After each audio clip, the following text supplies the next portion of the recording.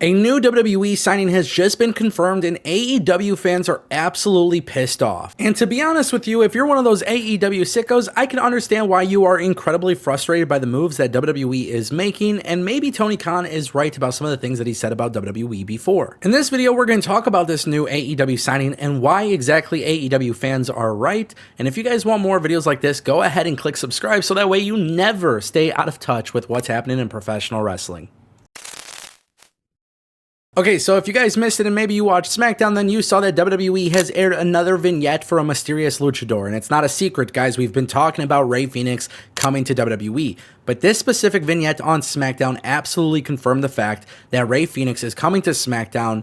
And despite all the reports showcasing that the tag team of the Lucha Brothers would be together on WWE television, WWE has seemingly confirmed that's actually not the case and Rey Fenix will be going solo on SmackDown. So you might be wondering, why exactly are AEW fans so bothered by the fact that WWE has picked up another one of their stars? And the reality is, it's because of the way the entire thing played out. As you guys may remember, there was a time period where there was a rumor, there was a report that came out that Rey Fenix and Penta were leaving AEW to go to WWE.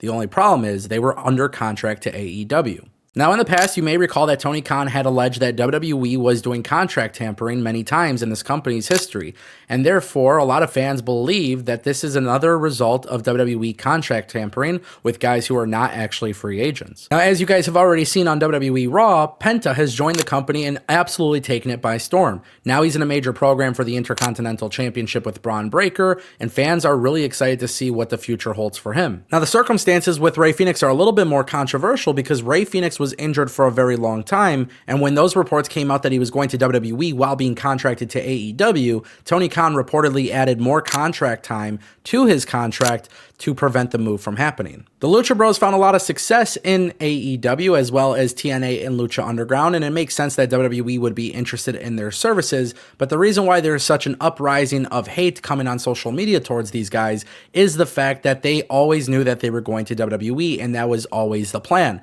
Basically using AEW as a stepping stone. And to be fair, I could understand that frustration, but I do think people need to realize that wrestlers are now paying attention more than ever to the way that WWE is conducting business and the way that they are booking their superstars and their storylines and planning for PLEs and WrestleManias and everything else that they are doing. And the reality is WWE is going to keep doing exactly as they feel because it is their business and it's their world and we're just simply living in it. The reality is more and more talent are going to be paying attention to this, and by them paying attention to this, it wouldn't shock me if more AEW stars eye WWE in the future. And if I could be really honest with you guys, I am genuinely shocked that WWE is putting Rey Fenix on SmackDown separate from his brother. A lot of reports indicated that they would be tag teaming it up together, but that is actually not the case. But the reality is WWE is seeing a lot of success with Penta as a singles competitor on Raw, and I think with Rey Fenix being inserted into the US Championship picture on SmackDown, he helps fill a void where it is needed, which is something desperately WWE has been trying to do, and they just haven't been too successful with it. And to be incredibly fair to Tony Khan, this does put him in a very tricky situation because, as you guys know,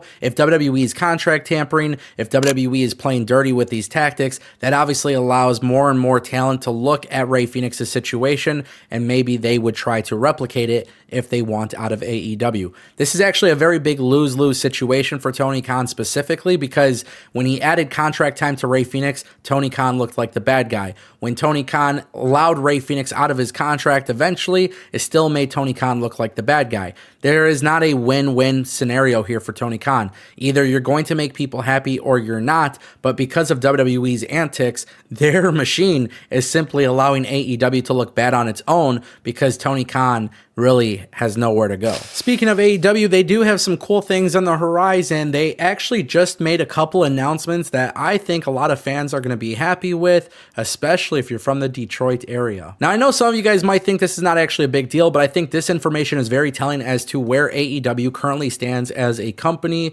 with the momentum that they have or don't have. For those who don't know, AEW has officially announced its return to Detroit, Michigan, and El Paso, Texas, with upcoming events scheduled in May. Now, last time AEW came to Detroit, they did the Little Caesars Arena and they sold just under 8,000 tickets. But today, with their announcement, they actually announced a smaller venue called the Masonic Temple in Detroit.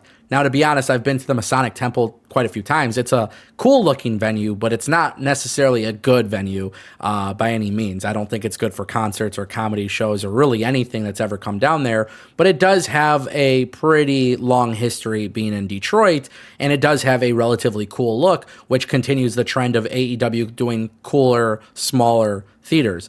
The only problem is it's only really seated for about 4,200 fans, so that's not necessarily that good. Basically, what I'm trying to tell you guys is that AEW year over year is losing momentum, and they are basically forced to do these smaller venues because they're not able to sell the amount of tickets that they were able to prior, and that I think is a little bit of a concern.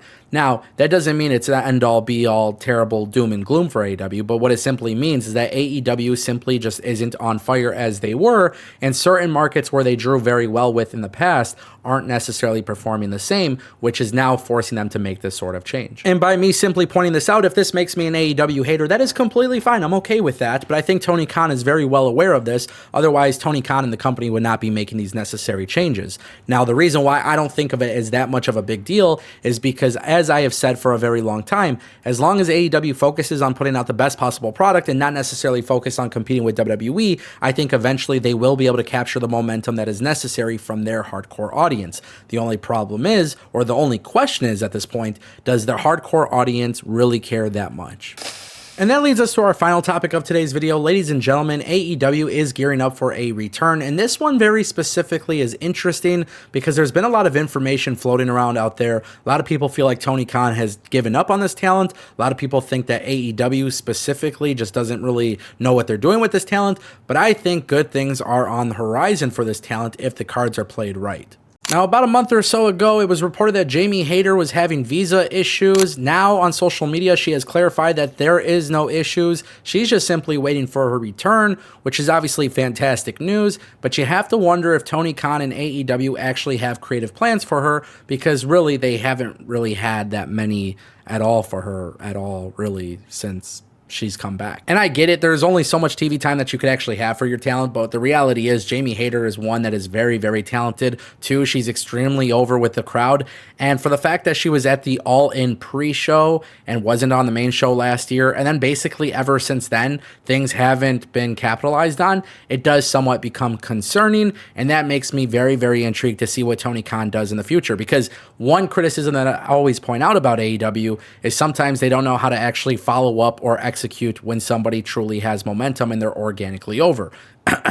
Carly Hamron, for example. Now, with that being said, Jamie Hayter is obviously much more of a better in-ring performer than Harley Cameron, and yet she's another example of somebody who wasn't necessarily capitalized on. So, in my personal belief, I would love to see AEW actually capitalize on this. There's a lot of great things that you could do with Jamie Hayter moving forward. Only time will tell, but I am excited to see her back when she does come back, because again, she is a great piece to their women's division, and their women's division is starting to see a very massive improvement. Some of the stories there are actually just really good, sometimes even better than some of the men's storylines. So I look forward to seeing what happens.